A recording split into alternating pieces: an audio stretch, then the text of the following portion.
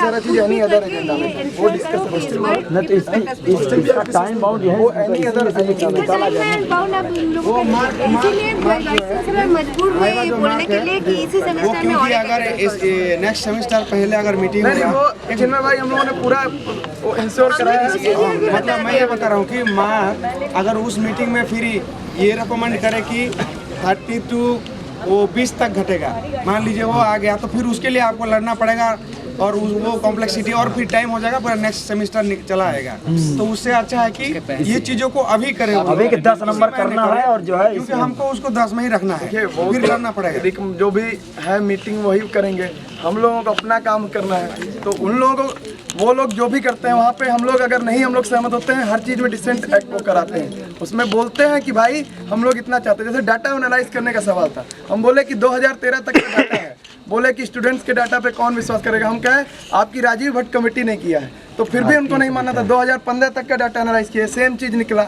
आज माने बहुत सारा चीज़, आज माने कि हमको रिड्यूस करना होगा वाइवा वसे का नंबर। कॉमरेड, इसमें गलती यूनियन की नहीं है, हम लोगों की नहीं है, ये गलती प्रशासन के, उसको टाइम बाउंड के अंदर रिकमेंडेशन देना था, लेकिन वो एक रफली डाटा ले जाकर वहाँ प्रेजेंट कर रहे हैं। तो मैंने कहा जिसको रिकमेंडेशन देना था वो केवल जो ये दिखा रहे हैं कि देखिए ये डाटा जो आया है इसमें ये दिखा रहा है कि डिस्क्रिमिनेशन हो रहा है, तो इसमें हमारी तो कोई गलती नहीं है, एकदम नहीं है। नहीं तो हमारा कहना है कि जब आपको टाइम बाउंड पहले करना था, नहीं किए तो आप इमीडिएटली स्पीड अप करके उसको तो रिकमेंड करें।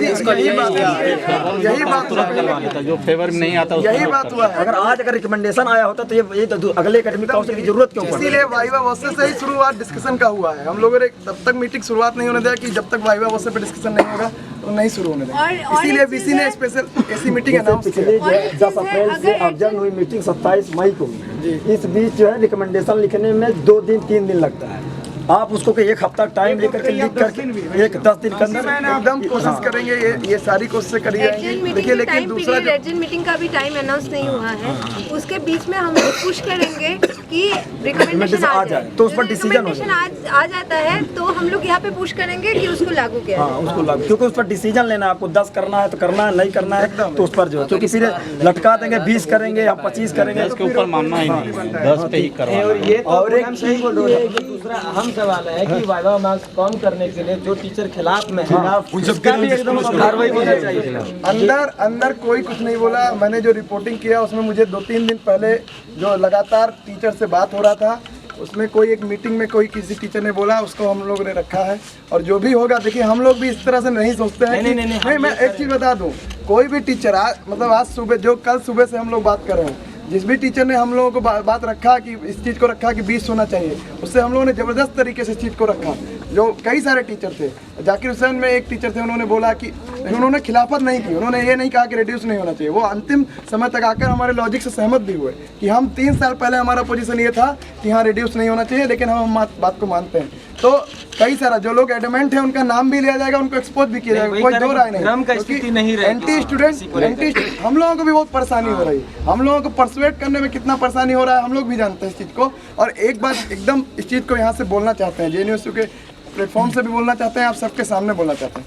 कोई भी देखिए, टीचर से डायलॉग करना हम लोग करते हैं और करते रहेंगे, लेकिन कोई भी टीचर सोशल जस्टिस की झंडा बरदारी के नाम पे ये चोला ओढ़ा रहेगा, बर्दाश्त नहीं करेंगे, एक्सपोज करेंगे और JNU की तरफ से पोस्टर ला के एक्सपोज करेंगे। इसमें ये है, देखिए टीचर सबका अलग अलग अपना ओपिनियन हो सकता है, हम सबको कन्विंस भी नहीं कर सकते कि आप लो ही पोजीशन, क्योंकि उनका अपना पर्सनल ओपिनियन भी हो सकता है। मेरा कहना है कि टीचरों की कमेटी जेन्यूटा है, तो जेन्यूटा का क्या पोजीशन है इस पर?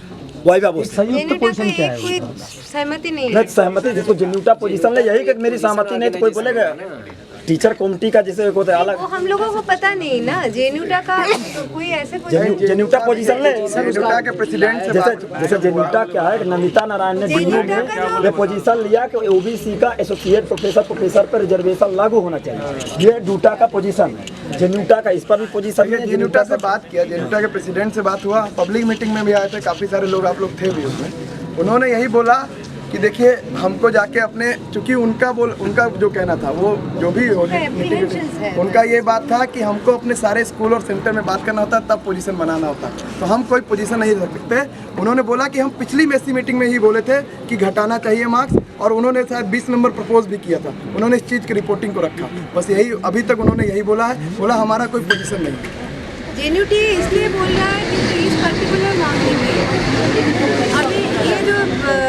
वाइस चांसलर बहुत सारे ये कमिटी प्रोसीजर बाईपास करके जा रहा है। जेएनयूटीए का ये पोजीशन बहुत क्लियर है कि जो भी डिसीजन लिया जाए ऐसा ना हो कि हम सारे प्रोसीजर को बाईपास करके दें।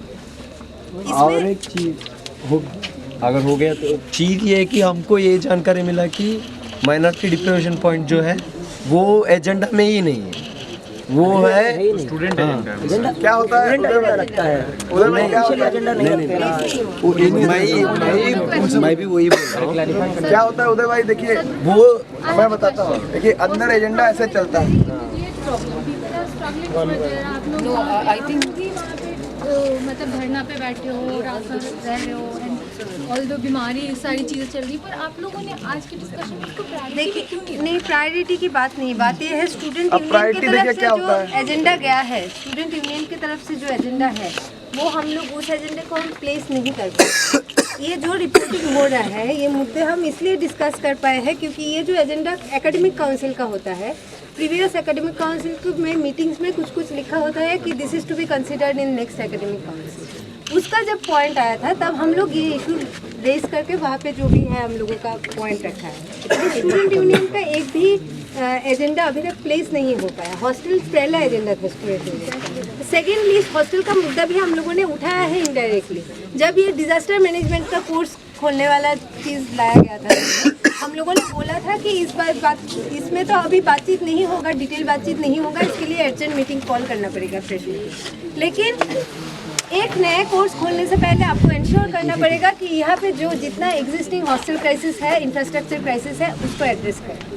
उस तरह से हम लोगों ने उठाया, लेकिन ठोस तरीके से अभी तक बात नहीं हुई। अब देखिए प्रायोरिटी का बात है, वाइवा उससे भी देखिए मतलब साफ बात यही है जो बात रहना इम्पोर्टेंट है ना। नहीं। अब देखिए अब ऐसा नहीं कर सकते ना कि एक्शन टेकन रिपोर्ट में शुरुआत हुई वाइवा वोसे से। अब वाइवा वोसे ना उठाते तो वो भी प्रायोरिटी थी, हमारा तो प्रायोरिटी वाइवा वोसे भी है, 2012 से चला आ रहा है। There are some things that are immediate, there are some things जिनके ऊपर वो रिस्पॉन्स बिल्कुल नहीं दे रहे हैं। और डिसेबल्ड स्टूडेंट का रिजर्वेशन भी इम्पोर्टेंट था। देखिए जैसा एजेंडा, जैसा हम लोगों को नहीं मालूम था कि मीटिंग इतना खींचेगा, एडजर्न होगा। ऑब्वियसली हम मानते हैं कि वो प्रायोरिटी का सवाल है। तो what happens to the movement? Does that continue till the वो next day? यहाँ पे नहीं बताएंगे और अपना ऑल आउट करेंगे बैठ के, उसमें बताएंगे। लेना पड़ेगा ना, बोर्ड काउंसिल के साथ बात करनी पड़ेगी, ऑल ऑर्गेनाइजेशन के साथ बात करनी एक क्वेरीज है हमारी, जैसे ये अपना ओबीसी फैकल्टी वाला इशू एकेडमिक काउंसिल में नहीं है। नहीं, इसमें एजेंडा में हम लोग लेकर गए। आप यूनियन के एजेंडे में है, इनके एजेंडे एकेडमिक नहीं, ये लोग देखिए ये लोग नहीं रखे हैं इस चीज़ को, और वो तो हो भी नहीं सकता इनके उससे, क्योंकि हम लोगों ने पूरा ये चीज़ अंदर भी बोला। जो झारखंड वाला था, झारखंड के विषय ने जिस चीज़ को किया, हमने बोला अंदर। हम लोग कहा कि जब आप बोलते हैं कि नया सेंटर खोलेंगे, आप इतना सेंटर खोलने का, वहाँ पे 3 सेंटर नया खोलने की बात किया।